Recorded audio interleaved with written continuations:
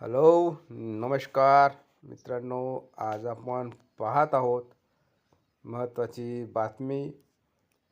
मुलींना यंदापासून मिळेल मोफत शिक्षण या आशयाची आज आपण लोकमत न्यूजपेपरमध्ये प्रकाशित झालेली बातमी पाहणार आहोत.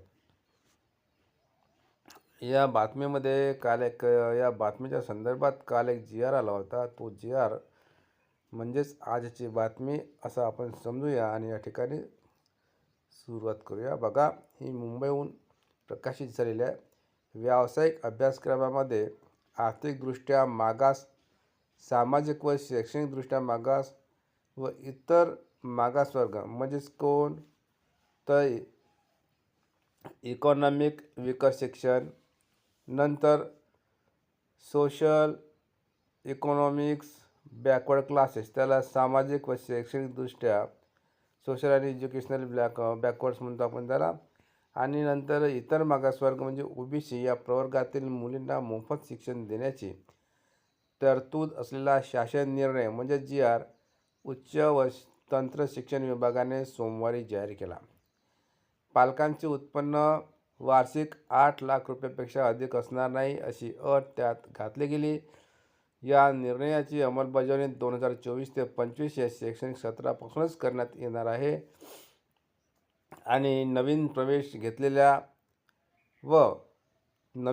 घेणाऱ्या आणि आधीपासून प्रवेश घेतलेल्या मुलींसाठी हा निर्णय लागू असेल. उच्च व तंत्र शिक्षण विभाग, वैद्यकीय शिक्षण व औषधी द्रव्य विभाग, कृषी, पशुसंवर्धन, दुग्ध व मत्स्य व्यवसाय विभागांतर्गतच्या व्यावसायिक अभ्यासक्रमांचा त्यात समावेश असेल. आतापर्यंत या समाज घटकातील मुलींना व्यावसायिक अभ्यासक्रमांसाठी शिक्षण शुल्क व परीक्षा शुल्कांच्या 50% सवलत परीक्षा दिली जात होती. आता ती 100% करण्यात आली आहे.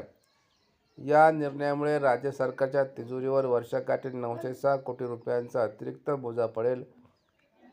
कारण माफ केलेल्या शुल्कांची प्रतिपूर्ती राज्य सरकार करणार आहेत. EWS आरक्षणातून शैक्षणिक प्रवेश घेतलेल्या विद्यार्थ्यास राजर्षी शाहू महाराज शिक्षण शुल्क शिष्यवृत्ती योजनेचा लाभ प्रथम वर्षाकरिता मिळाल्यानंतर ही सवलत त्यांचे अभ्यासक्रम पूर्ण होईपर्यंत लागू असेल. ओके, आता या ठिकाणी दिलेला आहे की मुलींना मोफत शिक्षण देण्याचा शब्द आमच्या सरकारने पाळला आहे. आर्थिक क्षमता नसलेल्या पाल्यांना आता मुलींच्या शिक्षणाचे स्वप्न पूर्ण करताना आर्थिक बोजा सहन करावा लागणार नाही, असे चंद्रकांत पाटील उच्च व तंत्र शिक्षण मंत्री यांचं म्हणणं आहे.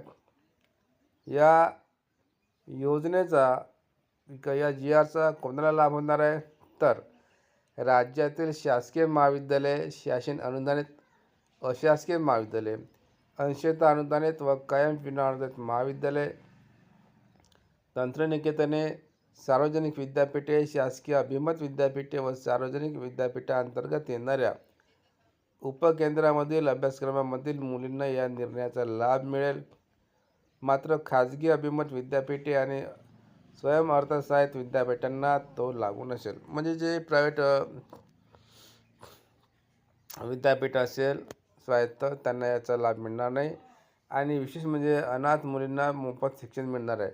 या शासन निर्णयात आणखी एक निर्णय असा घेण्यात आला की अनाथ मुलींबरोबरच अनाथ मुलांना देखील, बघा, अनाथ मुलांनाही म्हणत्या, अनाथ मुलींना तर मिळणारच, पण अनाथ मुलांना देखील मोफत व्यावसायिक शिक्षण दिले जाईल. दुसरा पॉईंट आहे, देवेंद्र फडणवीस मुख्यमंत्री असताना अनाथांना सरकारी नोकऱ्यांमध्ये 1% समांतर आरक्षण देण्याचा ऐतिहासिक निर्णय झाला होता. अशा आशयाची ही थोडीशी बातमी आहे. म्हणजे कालचा जो GR आला होता त्या कालच्या GRचं पूर्णपणे विश्लेषण या थोडक्यात या बातमीमध्ये केलं गेलेलं आहे. अशा प्रकारची बातमी आहे. मित्रांनो, तुम्हाला ही न्यूज आवडली असेल तर नक्कीच आपल्या या न्यूजला लाईक करा, शेअर करा आणि सबस्क्राईब करा. धन्यवाद.